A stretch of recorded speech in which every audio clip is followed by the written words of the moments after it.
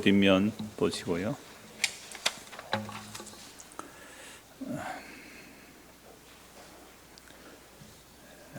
하이델베르크 요리문답 78번부터 79번입니다. 78문.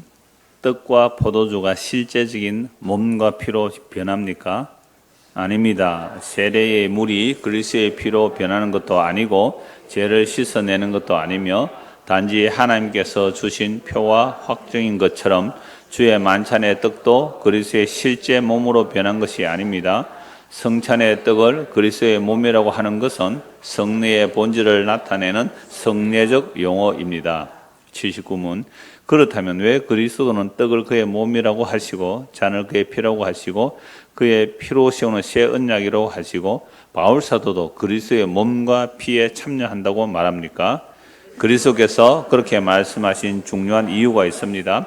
마치 떡과 포도주가 육신의 생명을 유지시키듯이 십자가에 달리신 그의 몸과 흘리신 피가 우리 영혼을 영생으로 이끄는 참된 양식과 음료라는 사실을 가르치려 하셨습니다. 더 나아가 그리스도께서는 눈으로 볼 수 있는 이러한 표와 보증으로서 우리에게 다음을 확신시키려고 하셨습니다. 첫째, 우리가 그리스도를 기념하면서 이 거룩한 표들을 육신의 입으로 받아 먹은 것처럼 성령의 역사로 우리가 그의 참된 몸과 피에 참여한다는 것을 확실하게 해 주실 것입니다. 둘째, 그리스도의 모든 고난과 순종이 확실하게 우리의 것이 되어 마치 우리 자신이 직접 모든 고난을 겪고 우리의 죄값을 하나님께 치른 것과 같이 됨을 가르쳐 주십니다. 아멘. 78문 79년 지난주 세례와 이어서 왜 이런 질문을 하게 됐느냐라고 하면 우리가 익히 아는 대로 지금도 가톨릭 성당에서 성찬식 할 때는 일반 회중은 지금 사실 떡만 받거든요. 쭉 나와서 신부가 떡만 받는데 잔은 신부가 대표로 마시는 것 같아요. 자, 그런데 이 가톨릭 교리에 의하면 그 떡, 우리나라도 성당에서 아마 떡은 로마에서 공수되는 걸로 알아요. 그 떡을 입에 딱 넣어서 먹는 순간 그 떡이 뭐로 바뀐다고요? 예수님의 진짜 살이 된다.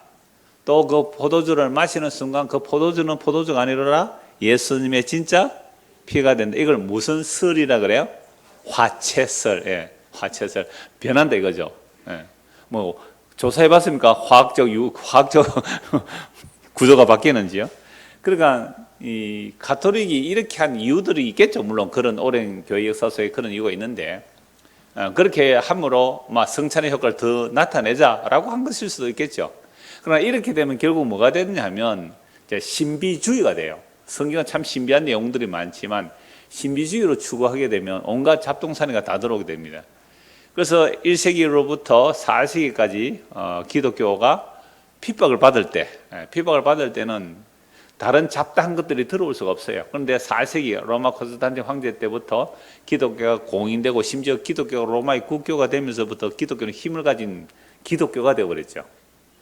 로마를 함부로 누가 대항하겠어요? 로마 식민지 하에서는 오늘 오전에서는 로마 식민지 하에 예수님이 오신 그 얘기를 했지만 그때는 핍박받죠.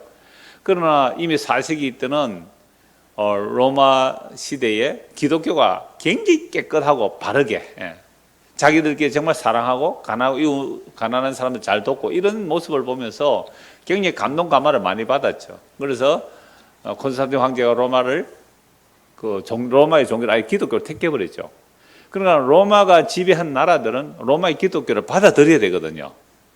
근데 받아들이는데 그 문화가 다른 수백 년, 수천 년의 자기 문화와 종교가 있는데 자기 문화와 자기 종교가 있는데 기독교라는 문화에 옷을 입기는 하지만 겉으로 십자가를 걸어붙이기는 하지만 그 속은 뭐예요? 온갖 잡동사니가 다 들어있을 거 아니에요. 그러니까 적절하게 그들을 이렇게 무마시켜 주는 것들이 뭐 그림을 보고 뭐 그 성상숭배라 그래요. 거룩한 물건들. 성당에서 사는 건 다 거룩한 물건이라 거룩한 성물이라 그랬잖아요. 우리 어렸을 때도요. 저도 뭐 고신에서 어려서 자랐습니다만은 이 강대산에 함부로 못 올라왔어요. 그죠? 함부로 그 거룩한 강대산이라고요. 그런데 크리스마스 때는 다 치우고 그 안에서 춤추고 노래하고 연극하고 다 했거든요. 이게 뭔 얘기예요, 그러면? 그때는 거룩하고 이때는 안 거룩하고 그래요? 그때는 그랬고 지금은 이래요. 예, 그러니까 그것도 율법적으로 좀 받아들였기 때문에 그런 일이 있을 수 있잖아요. 야, 그러니까 중세시대는요, 이거 심각한 문제였어요. 그러니까 성찬식 할 때 떡과 포도주가 진짜 예수님의 살과 피가 된다라는 것이 아니다라고 한 게 뭐예요? 종교개혁이잖아요. 그래서 이런 질문과 답을 한 거예요. 우리는 뭐 다 알지만 그래도 또 말씀을 통해 쭉 한번 확인하려고 합니다.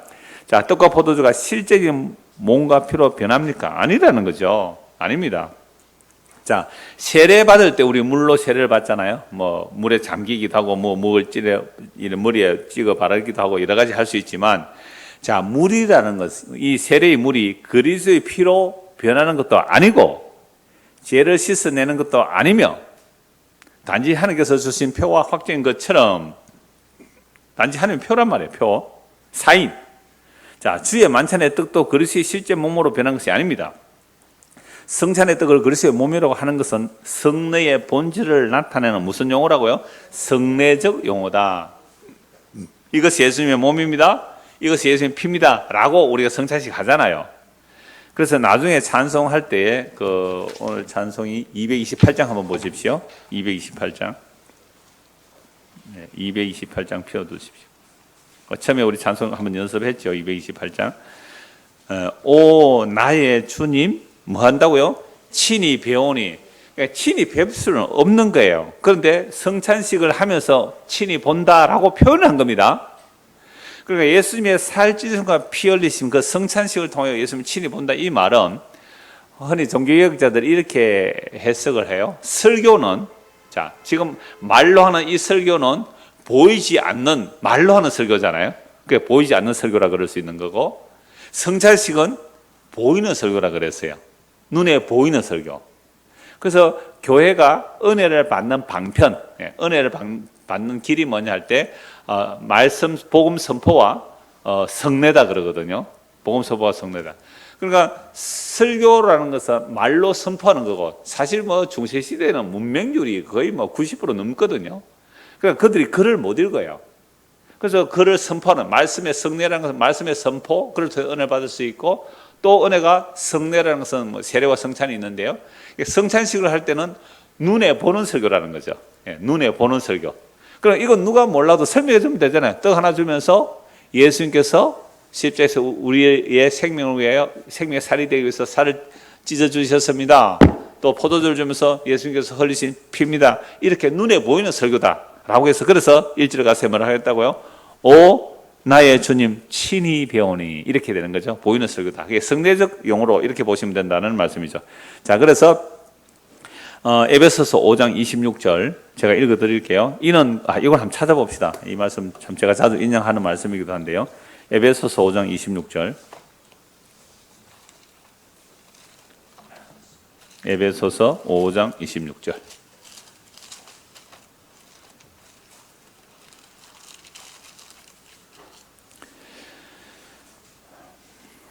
이는 곧 물로 씻어 말씀으로 깨끗하게 하사 거룩하게 하시고. 자, 물로 씻는다는 말씀하고 말씀으로 깨끗하게 한다는 말씀하고 이게 뭐예요? 평행구절이죠.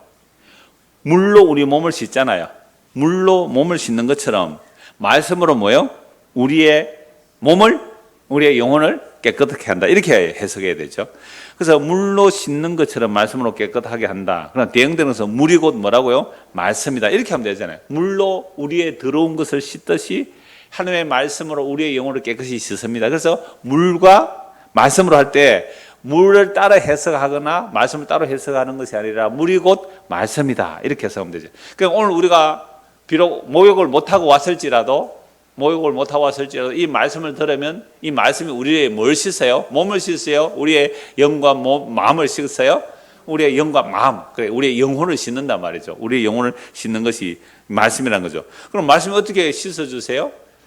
그 말씀을 보니까 예수님께서 십자가에서 살을 찢고 피를 흘림으로 우리의 죄를 정결하게 해주셨다는 그 말씀을 믿게 되는 거죠. 자, 이렇게 우리가 물로 씻듯이 말씀으로 깨끗하게 되면 어떻게 된다고요? 거룩하게 돼. 이 구별됐다는 거죠. 구별되는데 어느 정도로 구별되느냐? 27절 한번 같이 읽을까요? 자기 앞에 영광스러운 교회로 세우사 티나 주름 잡힌 것이나 이런 것들이 없이 거룩하고 흠이 없게 하려 하심이라. 저는 너무너무 이 말씀이 좋아요. 나는 죄와 허물이 많아서 주님 앞에 설 수가 없어요. 너무 부끄러워서 쥐구멍에라도 들어간다. 우리는 그런 표현을 하잖아요. 그러나 예수 그리스도 앞에 오면 흰 옷을 입죠. 예수 앞에 나오면 흰 옷을 입어요. 흰 옷을 입는다는 것은 예수 그리스도의 십자가의 피로 우리를 깨끗이 씻으시고 흰 의의 세마포를 입는 거죠. 신부가 가장 멋있게 꾸밀 때가 신부가 결혼식 때 아니에요. 백옥같이 정말 단장하고 하얀 드레스를 입고 이렇게 나오잖아요. 그런 것처럼 예수 그리스도께서 그 피로 우리를 깨끗하게 씻어주시는데 어느 정도로 완벽하게 씻어주시는가. 영광스러운 교회예요. 영광스러운 교회. 이게 무슨 건물이 될 수 있겠어요? 영광스러운 교회, 그리스도의 피로 값주고 산 성도들, 이게 오전에 하면 하나님의 나라. 그 모습이 얼마나 완벽한지 티도 없고 주름 잡힌 것도 없다. 티나 주름 잡힌 것이 없이, 이런 것들이 없이 거룩하고 흠이 없게 하려 하십니다. 이게 그리스도와 교회의 비밀을, 남편과 아내 결혼의 비밀을 그리스도와 교회의 비밀이라고 말씀하고 있는 것이죠. 디도스 3장 5절 보십시오. 디도스, 그거 좀 뒤로 넘어가면 디도스가 있습니다. 디도스 3장 5절. 디모데 전서 후서 다음에 디도스, 디도서 3장 5절.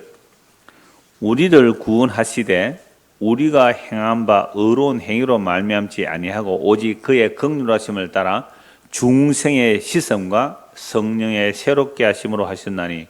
중생은 거듭나는 거죠. 거듭난다는 것을 시험으로 표현하고요. 그럼 우리가 중생 거듭나는 그 시험은 무엇으로 되는 거죠? 성령으로 되는 거죠. 성령이 우리에게 오면 뭐가 되는 거죠? 거듭나는 거죠. 거듭나는 것이 뭐 하는 일이라고요? 씻는다는 거죠. 그래서 성령의 새롭게 한다는 말을 중생의 시험으로 말하는 거죠. 그래서 중생의 시험 따로 성령의 새롭게 하심이 따로가 아니라 성령이 임하여 예수를 믿게 되면 우리는 뭐 하게 됐다고요? 거듭나게 되었고 씻었다 이 말이죠. 거듭나게 되었고 씻었다 이 말입니다. 그래서 우리 구주 예수 그리스도로 말미암아 우리에게 그 성령을 어떻게 해요? 풍성히 부어줬어요. 우리로 그의 은혜를 힘입어 의롭다 하심을 얻어. 한 구절 한 구절이에요. 너무너무 놀라운 말씀이잖아요. 우리가 예수를 믿는다는 것은 우리 구주 예수 그리스도로 말미암아 우리에게 그 성령을 풍성히 부어주시죠.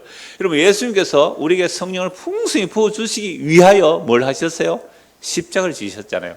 십자가에서 다 이루었다 하시고 살주고 피 흘리신 그 은혜를 성령을 통해 우리에게 부어주세요. 그래서 성령은 예수 그리스도의 살과 피를 우리에게 적용시켜 주시는 분이에요. 적용시켜 주시는 거죠. 그래서 우리도 그의 은혜를 힘입어 의롭다 하심을 얻어 영생의 소망을 따라 상속자가 되게 하려 하십니다. 그래서 예수 믿으면 우리가 하나님의 상속자가 되는 거잖아요. 이게 영생의 소망, 상속자. 자, 이 말이 미쁘도다. 이 말이 신실하도다. 원하건대 너는 이 여러 것에 대하여 굳세게 말하라. 이는 하나님을 믿는 자들로 하여금 조심하여 선한 일을 힘쓰게 하려 함이라. 이것은 아름다우며 사람들에게 유익하니라. 그러나 우리 주 예수 그리스도로 나타난 그 중생의 실성과 성령의 새롭게 하심, 이 은혜를 담대하게 전하라는 거죠. 그렇게 하면 이 은혜가 임하여 믿는 자들은 조심스럽게 선한 일을 하여 아름다우며 사람들에게 유익한 일을 하는 거죠. 그런데 이 은혜에 서지 아니하면, 그죠? 우리 구원이 우리의 행위에 의한 것으로 말하게 되면 온갖 변론과 족보와 분쟁과 율법의 다툼이 일어나요. 시기질투가 난다는 것이죠. 자, 그래서 여기서 시스템과 성령 새롭게 이 단어만 찾기 위해서 오늘 좀 더 문맥을 넓혀본 거죠. 자, 그러면 세례라는 것은 물이 그리스도의 피로 변하는 것도 아니고 죄를 씻어내는 것도 아니고 단지 하나님께서 주신 표와 확정이다라는 것이 1번이죠. 그래서 주의 만찬의 떡도 그리스도의 실제 몸으로 변한 것이 아니죠. 자, 마태복음 26장 26절 29절 제가 읽어드릴게요. 잘 아시는 말씀이니까 성찬식 때 말씀이에요. 최후의 만찬. 그들이 먹을 때 예수께서 떡을 가지사 축복하시고 떼어 제자들에게 주시며 이르시되 받아서 먹으라. 이것은 내 몸이니라 하시고 또 잔을 가지사 감사 기도하시고 그들에게 주시며 이르시되 너희가 다 이것을 마시라. 이것은 제 사함을 얻게 하려고 많은 사람을 위하여 흘리는 바 나의 피 곧 언약의 피니라. 그러나 너희에게 이르노니 내가 포도나무에서 난 것을 이제부터 내 아버지 나라에서 새 것으로 너희와 함께 마시는 날까지 마시지 아니하리라 하시니라. 오늘 오전에 말씀드렸죠. 체험하셔서 잔과 떡과 잔을 주시면서 이제 하나님 나라가 임할 때까지, 하나님 나라 이루어지기까지 나는 뭘 안 마시겠다고요? 포도나무에서 난 것을 먹지 않겠다고 이렇게 말씀하셨는데 십자가에서 사복음서 다 나와요. 신포도주를 입에 맛보시잖아요. 그리고 다 이루었다. 요한복음에서 다 이루었다. 뭐가 다 일어난 거죠? 아버지 나라가 이루어진 거죠. 그래서 아버지 나라를 이 역사 속에서는 어디서 찾아야 돼요? 십자가 안에서 찾아야 되잖아요. 사람들이 싫어하고 저주받았다고 버린, 그들도 보지도 않는 연약함과 실패와 나약함, 무력함, 그 안에서 하는 나라를 보지 못하면 역시 사탄에 속아서 뭘 추구해요? 이스라엘 백성들이 추구한 그 힘있는 나라 추구해요. 그게 예수를 죽인 일인데, 하나님 나라의 주인공을 죽인 일인데. 그래서 성찬의 떡을 그리스도의 몸이라고 하는 것은 무슨 표라고요? 성례전적 표현이다. 고린도전서 10장 16절 우리가 축복하는 바 축복의 자는 그리스도의 피에 참여함이 아니며 우리가 떼는 떡은 그리스도의 몸에 참여함이 아니냐. 고린도전서 11장 26절 너희가 이 떡을 먹으며 이 잔을 마실 때마다 주의 죽으심을 그가 오실 때까지 전하는 것이라. 결국 떡과 잔이라는 것은 그리스도의 몸이다, 또 그리스도의 피다라고 하는 것은 그 뜻과 의미를 말하는 것이 물질인 떡이 예수님의 살로 바뀌고 물질인 포도주가 예수님의 피로 바뀌는 것이 아니다. 우리 너무 쉽죠, 이게? 안 쉬워요. 그게 바뀌는 게 아닌 게 쉬운데 오랫동안 어려서부터 이걸 세뇌받았으면요, 아닌데 우리가 먹는 순간 하나님의 능력이 있으니까 떡이 예수님의 살로 바뀔 수 있고 잔이 포도주가 예수님의 피로 바뀔 수 있어. 그래서 우리가 그리스도의 몸이 되는 거야 라고 자꾸 세뇌시키면 어떻게 된다고요? 또 그렇게 믿어요. 그렇게 말 안 하면 이상해야 되죠. 그래서 믿음은 어디서 나와요? 들음에서 나오는데, 들음은 뭘 해야 돼요? 그리스도의 말씀을 들어야지. 사람의 말을 듣거나 사람들이 만들어낸 교리, 사람들이 만들어낸 이론을 자꾸 듣다 보면 그게 뭐로 되어 있어요? 그게 믿음으로 되어 있어요. 그 북한의 우리 젊은 어린이들이나 중고등부 학생들, 청년들, 대학생들은요, 진짜로 이 비가 오는 날에 만약에 김정은 장군님, 뭐랄까요, 요즘 위원장님, 김정은 위원장님 사진이 비를 젓고 있으면 애들은 진짜 운다고요. 이 학생들이 그 전봇대 타고 올라가서 그 사진 내린다고요. 왜요? 어릴 때부터 세뇌를 받아왔기 때문에 그래요. 세뇌. 내가 아예 세탁되어 버린 거잖아요. 그래서 성경이 과연 그런가? 우리는 성경 꾸준히, 또 주님 오시는 그날까지, 우리가 생명다는 그날까지 이 말씀에 창념하는 것이 지극히 마땅하죠. 자, 그 다음에 성례의 본질을 나타내는 성례전적 용어다. 성례전적 용어다. 이걸 찾기 위해서 성경을 여러 곳 찾아봐야 되는데요.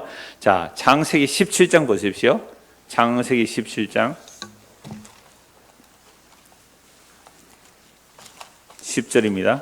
창세기 17장. 요게 가장 찾아보기 내용이 많은 거예요. 왜 성례적인 표냐? 예수님의 살과 피가 진짜 살과 피로 바뀌는 게 아니고 성찬 시에 이건 기념이고 표고 사인이다. 이걸 말하기 위해서 지금 여러 성경 구절을 찾는 겁니다. 창세기 17장. 자, 9절부터 볼게요. 하나님이 또 아브라함이 이르시되 그런즉 너는 내 언약을 지키고 내 후손도 대대로 지키라. 이게 이제 창세기 15장에서 짐승을 뭐 했다고요? 쪼갰다. 베리트, 카라트, 자르다, 세우다 이런 뜻인데요. 그래서 하나님의 언약은 자르다라는 뜻이 있죠. 짐승을 쪼개놓고 언약 당사자가 지나가는데 하나님은 홀로 지나간 게 창세기 15장이잖아요. 자, 그리고 그 언약을 체결해놓고 이걸 할례 언약이라 그래요. 너 몸에다가 표를 새기라 이 말이에요. 너 몸에다가. 그래서 이제 17장 1절부터 잠시 보죠. 시간이 오늘 성경은 많이 안 찾아도 되니까. 아브라함 99세 때 보세요. 창세기 15장에 언약 체결했습니다. 네 씨가 다시 네 씨를 약속했지만, 그런데 그 약속을 못 믿고 어떻게 했다고요? 사라의 말을 듣고, 역시 이 하와의 말을 들으니까 문제가 생기더만 이 사라가 또 말을 한다고요. 아내가, 여보 그러지 말고 저 하갈 치에서 아이 놓으면 뭐 우리 아들로 하면 안 돼요. 당신의 시니까. 좋네 해서 이제 또 아브라함이 또 사라를 치에서 아이를 낳았어요. 그 아이가 뭐예요? 이스마엘. 자, 이스마엘을 낳고요. 이스마엘 낳았을 때 16절 보세요. 16장 16절. 하갈이 아브라함에게 이스마엘을 낳았을 때 아브라함이 몇 살이라고요? 86세. 86세에 이스마엘을 낳았는데 그 이스마엘을 성경에서는 신의 산이라 그러고 율법이라 그래요. 종이라 그래요. 그러니까 결국 율법과 종 신의 산이라는 것은 하나님의 약속의 능력이 아닌 인간의 능력으로 태어난 거죠. 그렇죠? 아브라함이 새로 태어났지만 인간의 능력으로 태어날 때 이걸 이스마엘이다, 신의 산이다, 예언약이다, 율법이다, 종이다. 이게 갈라디아서사에 그렇게 말씀해요. 그러니까 이스마엘 놓고 무려 13년이 지났죠. 86세에 이스마엘 낳았으니까 13년이 지나가 몇 살이에요? 99세. 아브라함 99세 때에 여호와께서 아브라함에 나타나서 그에게 이르시되 나는 전능한 하나님이라 너는 내 앞에 행하여 완전하라. 아니 전능하신 하나님 앞에 어떻게 인간이 완전을 할 수 있어요? 제가 이 말씀을 설교할 때 말씀을 자주 들었습니다만은 너는 내 앞에서 완전하라. 이 말은 나는 전능한 하나님이다. 너 내 앞에서 완전해. 어떻게 완전한 거예요? 하나님은 전능하십니다. 뭐에 전능하시죠? 자기 약속을 이루는 일에 전능하시잖아요. 너 내 앞에서 행하여 완전해. 이 말은 너 왜 내 약속 못 믿고 인간의 수를 써서 이스마엘 낳니? 이 얘기예요. 그래서 믿음은 기다림이에요. 언제까지 기다리는 거예요? 주님 오실 때까지 기다리고 또 내가 손을 안 쓰는 것.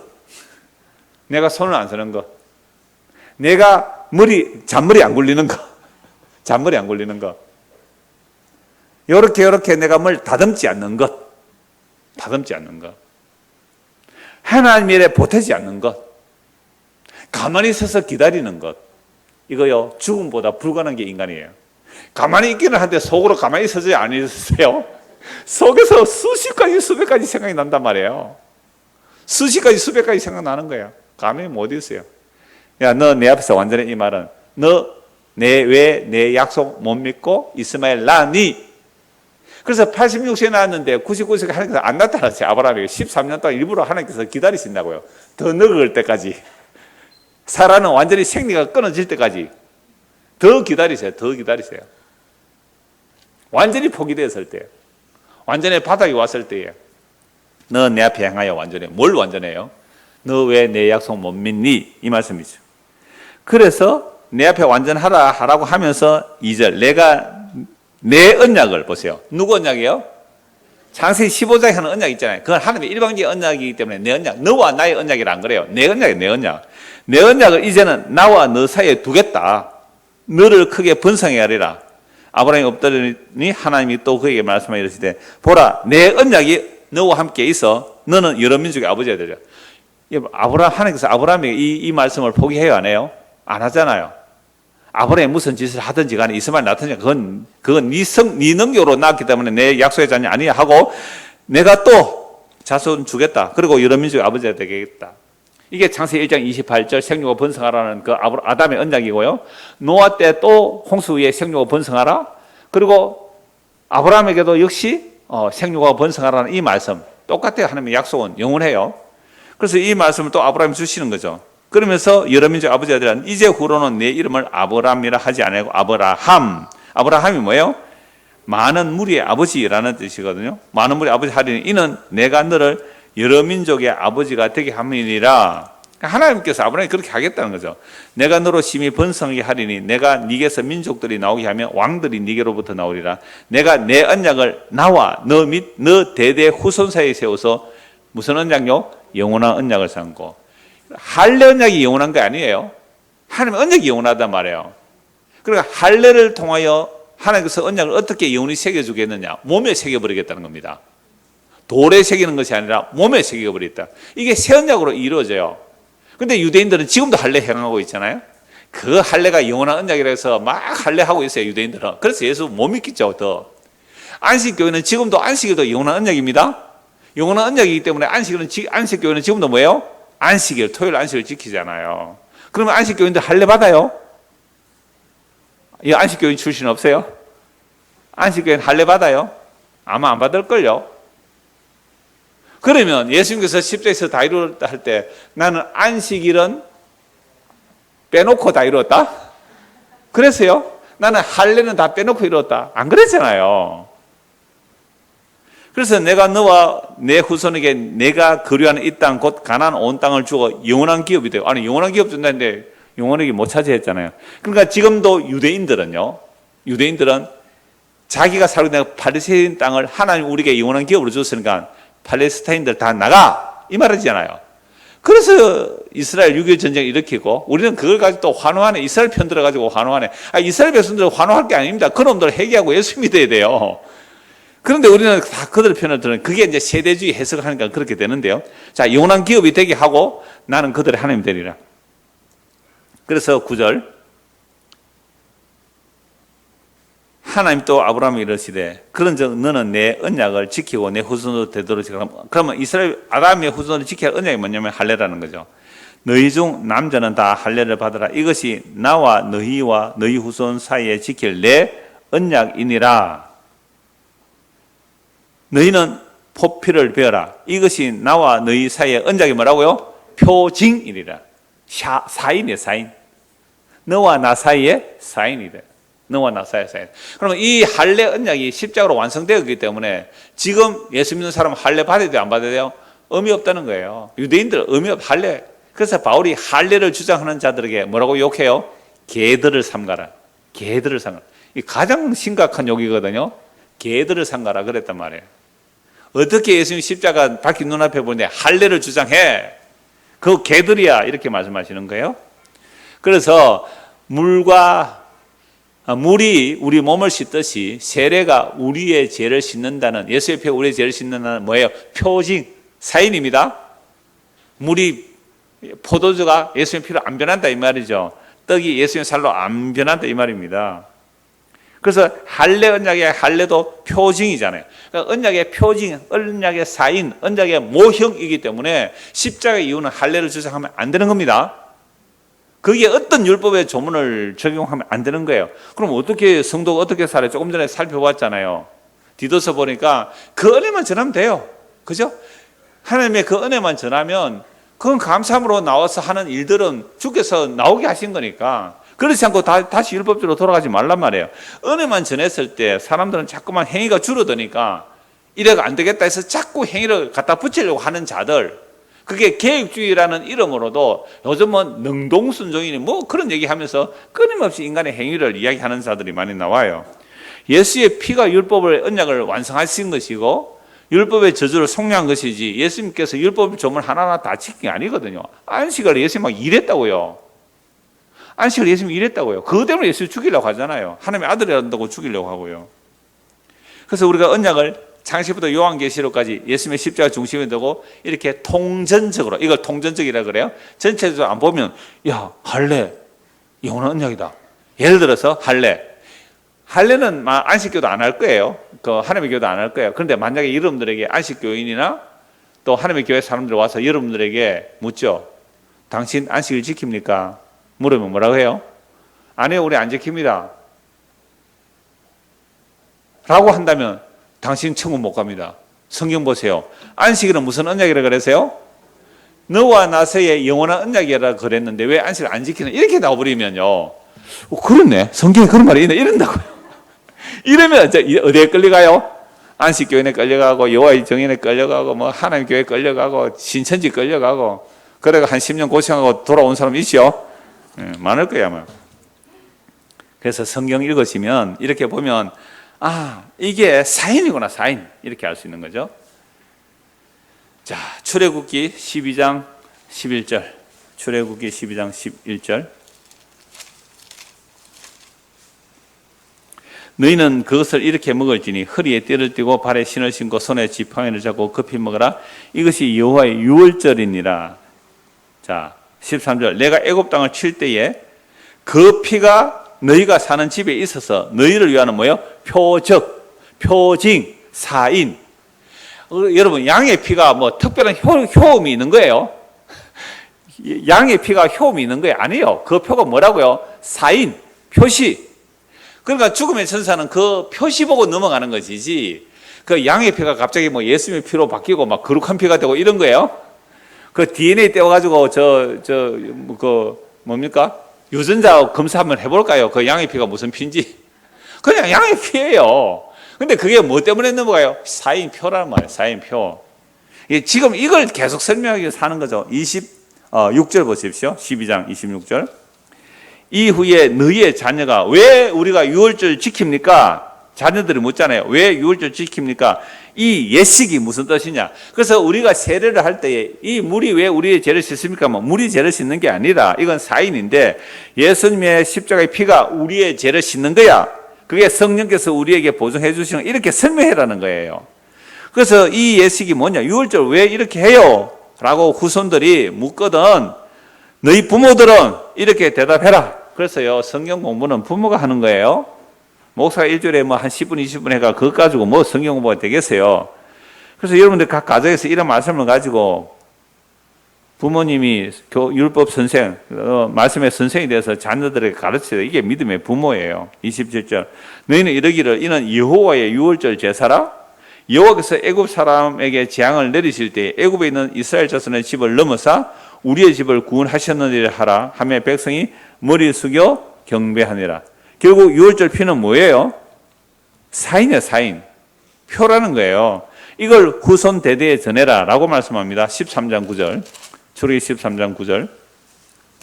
자, 이것으로 내 손에 뭐요? 기호와 내 미간에 표를 삼고 여호와의 율법이 내 입에 있게 하라. 이는 여호와께서 강하신 손으로 너를 애굽에서 인도하여 내셨습니다. 그래서 무교절을 지키라 라고 하면서 이런 말씀들을 잊어버리지 않도록 말씀을 기록해서 어디에 해라고요? 내 손에 기호로 해라. 그러니까 손에다가 말씀의 표를 달고 다니라. 요 이마에 표를 붙여라. 그리고 말씀을 여호와 율법이 어디에 있게 하라? 내 입에 있게 하라. 사실은 이마에 붙이라, 손에 들고 다니라는 말은 눈에 잘 보이잖아. 늘 오른손에. 이런 뭐 잊어버리면 어디에 써요? 손바닥에 뭐 표시하죠. 그런데 손바닥에 글씨가 좀 희미해져서 이게 뭔지 몰라요, 나중에.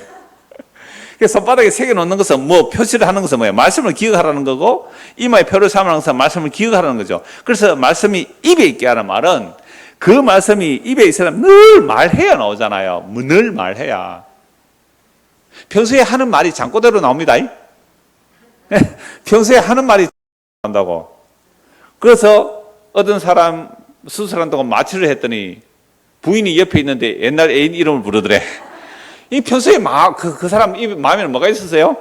옛날 그 사람 이름이 있었죠. 입에 나온단 말이에요. 그러니까 우리가 평소에 하나님의 말씀을 늘 읽고 묵상하면요, 우리가 수미제 노가 마취해도 무슨 말씀이 나올까요? 뭐가 나올까요? 하나님 말씀이 나와요. 평안하다, 염려 마라, 막 이렇게 나와야죠. 입에 있게 하라 이거예요. 그래서 사인입니다. 표시, 사인 표시. 24장 8절. 출애굽기 24장 8절. 모세가 그 피를 가지고 백성에게 뿌리며 이르되 이는 여호와께서 이 모든 말씀에 대해 너희와 세우는 뭐라고요? 언약의 피니라. 시내산에서 언약 체할 때 역시 피 뿌렸다 이 말이죠. 사도행전 22장 16절 읽어드릴게요. 이제는 왜 주저하느냐? 일어나 주의 이름을 불러 세례를 받고 너희 죄를 씻으라. 그러니까 세례라는 것이 물론 그 자체가 어떻게 죄를 씻겠어요? 세례를 준다는 것은 예수 그리스도 십자가의 그 복음을 증거함으로 예수를 믿음이 죄를 씻는다는 표로 세례를 주는 거죠. 고린도전서 10장 1절에서 4절, 이걸 한번 찾아봅시다. 고린도전서 10장 1절에서 4절.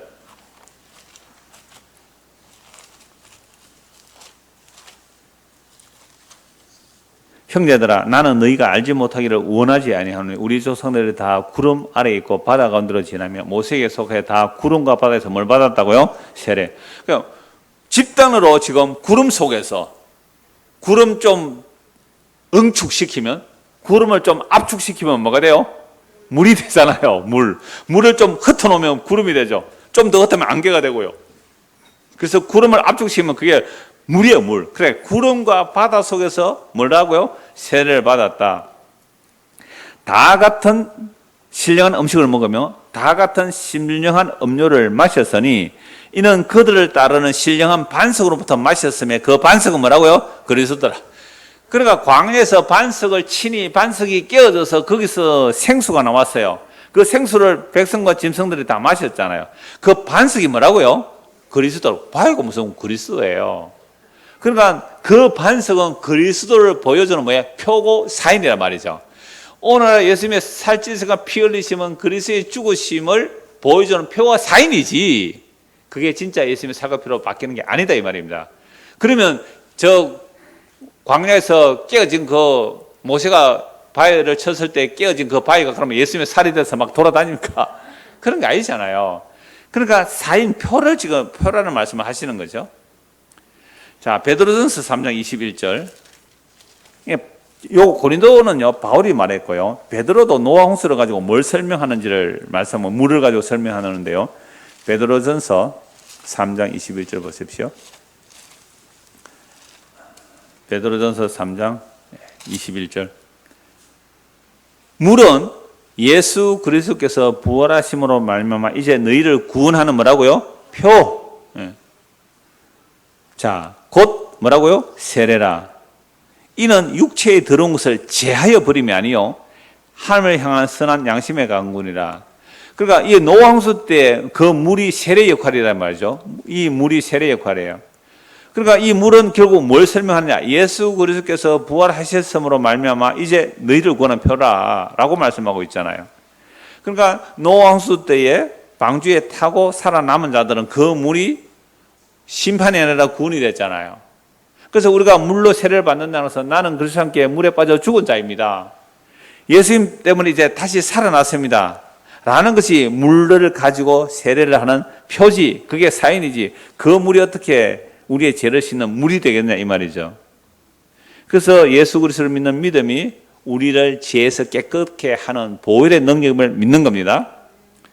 자, 그래서 그 모든 것들이 사인이다, 표다라는 말씀이고요. 그 다음에 다섯 번째, 십자가에 달리신 그의 몸과 흘리신 피가 우리 영혼을 영생으로 이끄는 참된 양식과 참된 음료라는 사실을 가르치려 하셨습니다. 더 나아가 그리스도께서는 눈으로 볼 수 있는 이런 표와 보증으로서 우리에게 다음을 확신시키려고 하셨습니다. 첫 번째, 우리가 그리스도를 기념해서 이 거룩한 표들을 육신의 입으로 받아 먹는 것처럼, 성사실 때 뭐예요? 떡을 받아 먹고 포도를 마시는 것처럼 성령의 역사로 우리가 그의 참된 몸과 피에 참여한다는 것을 확실하게 보증해서는 사인이죠. 표죠. 그래서 성찬식을 통하여 눈에 보이는 설교를 한다, 이렇게 말한 거죠. 눈에 보이는 설교를 한다. 고린도전서 10장 16절, 우리가 축복하는 바 축복의 자는 그리스도의 피에 참여함이 아니며 우리가 떼는 떡은 그리스도의 몸에 참여함이 아니냐. 그러니까 성찬식의 장과 떡은 그리스도의 몸에 뭐 하는 거라고요? 참여하는 거죠. 참여라는 말은 예를 들어서 우리가 교회에 와서 성도가 함께 성찬식을 할 때에 정말로 하나님의 은혜로 예수를 믿게 되었고, 그래서 자기 죄와 비참함을 알게 되고 예수 그리스도 십자가의 피만이 우리의 모든 죄를 용서하신다는 사실을 믿습니다 라는 사람이 있어요. 다른 사람도 교회로 와서 그런 사람이 있어요. 그러면 그 두 사람이 함께 성찬식을 하면서 뭘 나눌 수 있을까요? 당신이나 나나 예수 그리스도의 살 찢으심과 피 흘리심으로 우리는 영원한 생명을 가졌군요 라는 같은 말을 하게 되죠. 이 같은 말을 하는 것이 바로 한 성령을 마셨다, 이렇게 표현해요. 성령을 물 마시듯이 마셨다, 한 성령을 마셨다. 그래서 같은 성도의 교제를 하는 것을 말하는 거죠. 그래서 마지막으로 7번, 그리스도의 모든 고난과 순종이 확실하게 우리의 것이 되어 마치 우리 자신이 직접 모든 고난을 겪고 우리의 죄값을 하나님께 치른 것과 같이 됨을 가르쳐 주시는 거죠. 로마서 6장을 봅니다. 로마서 6장 5절입니다. 이걸 이제 연합으로 잘 설명하는데요.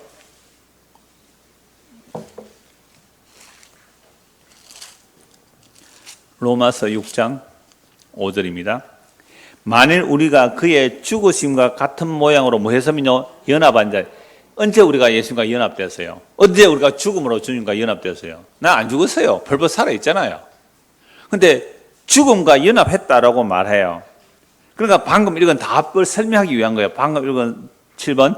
그리스도의 모든 고난과 순종이 확실하게 우리의 것이 되어 마치 우리 자신이 직접 모든 고난을 겪고 우리의 죄값을 하나님께 치는 것 같이 됨을 가르쳐주다. 이 말은 성령이 임하게 되면 예수의 죽음과 부활에 우리가 어떻게 됐다고요? 연합되었다는 걸 알게 해주시고 믿게 해주신다.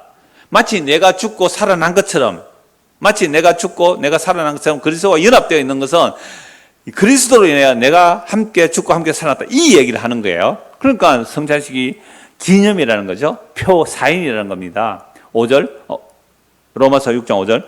만일 우리가 그의 죽으심과 같은 모양으로 연합한 자가 되었으면 또한 그의 부활과 같은 모양으로 연합한 자도 되리라. 그러니까 역사 속에서 그리스도와 함께 죽은 자가 그리스도와 함께 부활하게 된다. 이 말이죠. 우리가 알거니와 옛 사람이 예수와 함께 십자가에 못 박힌 것은 죄의 몸이 죽어 다시는 우리가 죄에게 종노릇하지 아니하려 함이니 이렇게 되어 있잖아요. 그래서 이걸 이제 로마서 5장과 연결하면 아담 안에서 죄와 사망의 왕노릇해요. 아담 안에서 죄와 사망의 왕노릇해요. 예수 안에서 의와 생명의 왕노릇해요. 우리는 이 땅에 태어날 때에 누구 손으로 태어나요? 아담의 손으로 태어났잖아요. 그러니까 태어날 때부터 우리는 이미 죄와 사망의 왕노릇을 하고 있어요. 이런 우리가 의와 생명의 왕노릇 하는 곳으로 넘어갈 능력이 있어요? 없어요? 없어요. 죄와 사망의 왕인데 어떻게 넘어가요? 그래서 하나님이 흑암의 근세에 갇혀있는 우리를 그 아들의 피값으로 끄집어내셔서 사랑의 아들의 나라로 옮겨놓았죠. 그래서 하나님 나라는 누구의 나라예요? 아들의 나라. 그래서 요한복음 18장에 보면 예수님께서 내 나라라 그랬잖아요. 내 나라는 이 세상에 속한 것이 아니다. 로마서 5장 17절 보십시오. 한 사람의 범죄로 말미암아 사망이 그 한 사람을 통하여 왕노릇하였은저 아담의 타락으로 아담과 같은 죄를 짓지 아니했을지라도 모든 아담의 후손들은 뭐가 왕이에요? 사망이 왕노릇하였다.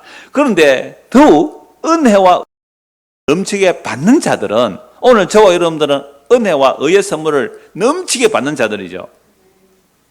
그 은혜와 선물을 넘치게 받은 게 뭐네요? 한 분 예수 그리스도를 통하여 생명 안에서 왕노릇하는 거예요. 예수님이 우리의 죄를 대신 짊어지고 십자가에 죽으시고 부활하셨는데 그게 우리를 참여시키고 연합시켜 주는 거죠. 그래서 이제 우리가 그리스도 안에서 왕노릇, 그 생명의 왕노릇하는 삶을 사는 거죠. 생명의 왕노릇하는 삶의 모습이 무슨 모습이냐? 내 죽을 테니 당신 사세요. 내가 죽을 테니 당신 사세요. 이 모습으로 가는 거죠. 이게 모든 복음 전하는 자들의 모습이었습니다. 군림하고 호령하는 자가 아니란 말이죠. 6장, 로마서 6장 8절 9절 보십시오.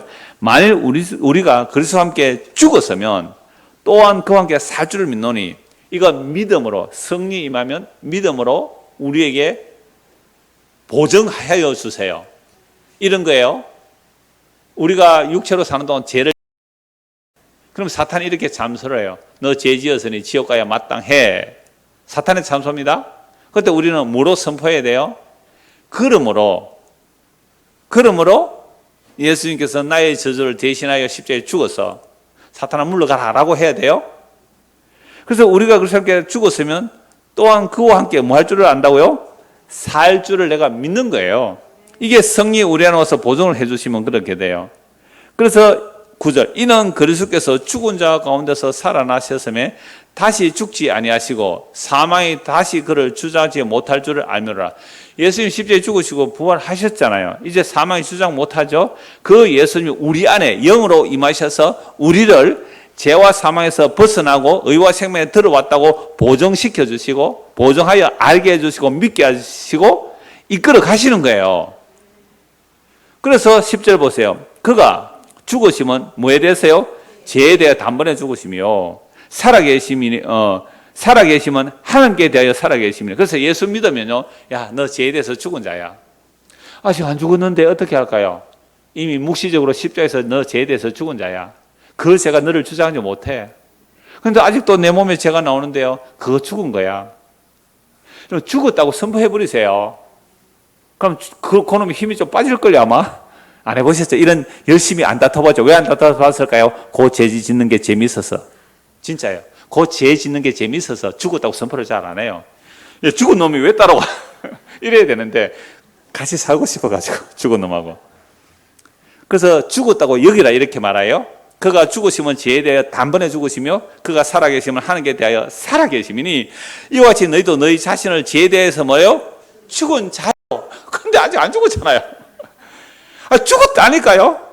여러분 하나님 말씀 믿을래요? 여러분의 생각 믿을래요? 하나님 말씀 믿으세요. 그래서 제가 우리를 주장하려고 오면 이 죽은 놈 왜 또 설치고 나와? 발로 한 번 더 밟아주세요. 죽은 놈이 온 거예요. 죽은 자요. 그래서 예수 안에서 하나님께 대하여 살아있는 자로 뭐라고요? 여겨라. 이 말 여겨라. 이게 언제까지요? 우리 몸이 죽을 때까지. 그래서 우리가 성령의 처음 익은 열매를 받은 우리도 말할 수 없는 탄식으로 탄식하면서 뭐가 남아있어서 그래요? 몸의 구속이 남아있어서 그래요. 몸의 구속이. 염려하지 마시고 그럴 때 이 담대한 복음의 선포가 우리로 자유케 하고 그분의 죽으심과 사랑 안에 더 긴밀하게 연합되어 들어가므로 그리스도가 나를 주장함을 더 맛보고 누리는 삶. 이게 성도의 삶이잖아요.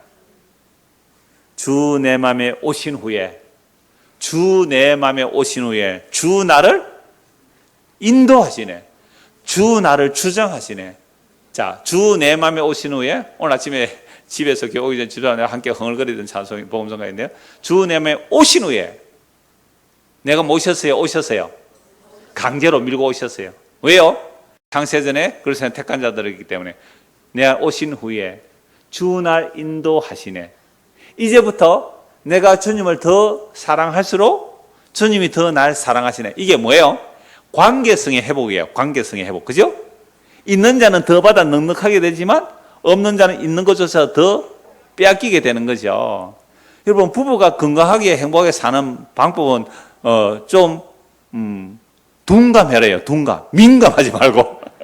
그냥 무심하라 그런 표현이 있던데요. 그러니까 주님과 나와의 관계성이 더 긴밀해지면 긴밀해질수록 생명을 얻을 뿐만 아니라 생명에 뭘 누리고 살아요? 풍성함을 누리는 거죠. 생명의 풍성함을 누리는 거하고 웃음을 까딱까딱 하면서 오늘도 밥 먹고 교회 올까 말까 하는 에너지가 있을 수 있고 어떤 사람이 이미 건강하게 할 수가 있잖아요. 건강할 수가 있는데 생명이라는 것도 그렇게 설명할 수 있는 거죠. 그래서 우리가 세례를 하고 성찬을 하는 것들은 뭐라고요? 사인과 표다라고 보시면 돼요. 자, 마지막으로 고린도후서 5장 14절. 고린도후서 5장 14절. 그래서 우리가 이런 교리 교육이 필요한 이유는 사탄이 흔들고 사탄의 하수인인 이단들이 흔들고 심지어 우리 속에 옛사람의 그 습관을 따라 또 다른 것들이 흔들 때 이런 말씀이 우리를 자유케 해요. 5장 14절. 그리스도의 사랑이 우리를 강건하시는도다. 우리가 생각하는데 한 사람이 모든 사람을 대신하여 죽었은즉 모든 사람이 죽은 것이라. 우리 안 죽었잖아요. 근데 이게 예수님의 십자가의 성찬에 참여하면 그리스도가 죽었다는 것을, 죽음으로 우리를 용서했다는 것에 참여하는 게 성찬 아닙니까? 그래서 성찬을 하면서 뭘 한다고요? 아, 나 죽은 사람이구나. 이걸 기억하라는 거예요. 그래서 조금 더 볼게요. 고린도서 5장 11절부터 볼게요. 우리는 주의 두려우심을 알므로 사람들을 건면하거니와 우리가 하나님 앞에 알려지었으며 또 너희의 양심도 알려지기를 바라노라. 우리가 다시 너희에게 자찬하는 것이 아니라 오직 우리로 말미암아 자랑할 기회를 너희에게 주어 마음으로 하지 않고 외모로 자랑하는 자들에게 대답하게 하려 하는 것이라. 외모로 자랑하는 자, 뭐 할례를 행한다 이런저런 율법의 조문을 가지고 오는 자들을 방어하라는 말이죠. 우리가 하나님을 위한 것이요 정신이 온전해도 너희를 위한 것이니 그리스도의 사랑이 우리를 강건하시는다. 우리가 생각하는데 한 사람 누구예요? 예수님이 모든 사람을 대신해 죽었기 때문에 모든 사람이 뭐예요? 죽은 것이라. 우리가 예수 믿으면요, 우리가 예수를 믿으면 하나님께서 우리를 보실 때 뭐로 본다고요? 죽은 자로 보는 거예요. 죽은 자로. 그러니까 죽은 자로 보니까 육체의 죽은 모습이 죽을 때까지 나온다 할지라도 그걸 가지고 끙끙거리지 말라 이 말이에요. 왜? 너 죽었잖아. 죽은 자가 덜썩거리면 뭐가 나와요? 썩은 냄새가 나겠죠. 시체가 덜썩거리면 가만히 있으면 좀 냄새라도 덜 날 텐데. 그죠? 시체가 가만히 있으면 냄새가 덜 날 때 시체를 어떻게 해요? 덜썩덜썩거리면 어떻게 해요? 냄새가 더 나요, 더 나. 그래서 가만히 있으면 될 텐데 자꾸 뭘 하려고 그래. 너 시체야 이 말이에요. 그러니까 죄도 우리 안에서 늘 덜 쑤실 거예요. 그럴 때 뭐라고 한다고요?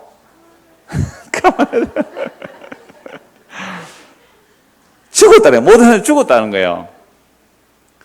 죽었다는 거예요. 15절 보세요. 그가 모든 사람을 대신하여 죽으시면 이제 우리가 살아있다는 거잖아요. 살아있는 우리들로 하여금 다시는 뭘 위해요? 그들 자신을 위해 살지 않고, 야, 괜히 읽었네 이거. 안 읽으게 저기 지워버릴까요? 우리 자신을 위해 살지 않고. 그런데 우리가 사실은 먹든지 마시든지 사든지 팔든 무엇을 하든지 간에 우리를 위해서 해요, 안 해요? 우리를 해요. 어제 오랜만에 천안에 허정수 집사님, 이기선 집사님 아들 진원이 데리고 부산에 볼일 보고 올라가면서 교회 들려서 제하고 한 1시간 교제하고 갔거든요. 이제 진원이가 옛날에 초등학교 때 우리 교회 좀 다녔잖아요. 예, 이 천안으로 이사 갔는데 대학교 1학년이에요. 내가 말씀 잘 안 듣는다 그래서 되게 책망하면서 이 말씀 전했어요. 너 지금 마음으로 생각하고 계획하는 그 모든 것들이 죄다. 너는 너 좋은 대로 살아가지? 이게 자기 자신에서 사는 거잖아요. 너 회개하고 예수 믿어야 돼 하고 막 강력하게 복음을 전개했습니다만은 그들 자신을 위해 살지 않고 오직 그들을 대신하여 죽었다가 다시 살아나신 이를 위하여 살게 하려 합니다. 그래서 이제 우리는요, 사나 죽으나 우리 것이 아니고 누구 것이에요? 주님의 것이에요. 요리문답 첫문할 때 우리의 삶과 죽음에서 유일한 위로가 무엇입니까? 우리는 우리의 것이 아니요 하나님의 것이라. 우리는 우리의 것이 아니라 하나님의 것이라. 이것만이 우리의 유일한 위로가 되는 사람들. 그 사람들은요, 삶의 질곡이 있을지라도 행복해요. 그거 다 지나가는 거고 이미 그리스도와 함께 죽었기 때문에 그리스도와 함께 영원히 살 것을 믿고 이미 세상에 대해서는 뭐요? 죽은 자로 여기면서 사는 거예요. 그거 뭐 애달파서 울고 불고 할 거 없어요. 네. 눈 좀 잘 안 보이면 안 보인 대로 살다 가면 되고요. 뭐 이빨이 좀 안 좋으면 그냥 죽 먹다가 잇몸으로 살다 가면 되고요. 제가 오늘 또 손님 와가서 좀 몇 개 더 먹을 때 끄끄거리거든요. 끄끄거리는 데서 살다 가고요. 괜찮아요. 이거 다 뭐래요? 이미 다 죽었다 지나갔다고 말씀하고 계시잖아요. 이 복음이 주는 자유, 그 감사, 그 기쁨, 그 안식으로 살아가는 저와 여러분 되기를 소원합니다. 기도하겠습니다. 하나님 아버지, 우리에게 살찐과 피 흘리심의 성례를 허락하신 것은 주님의 죽으심과 다시 살아나심이 우리의 영원한 생명임을 기억하라고, 기념하라고, 주님 오시는 그날까지 기억하라고 주셨사오니 그 놀라운 주의 말씀을 기억하며 믿음으로 살아가는 우리 모두가 되게 하옵소서. 예수 그리스도 이름 받들어 기도드리옵나이다. 아멘.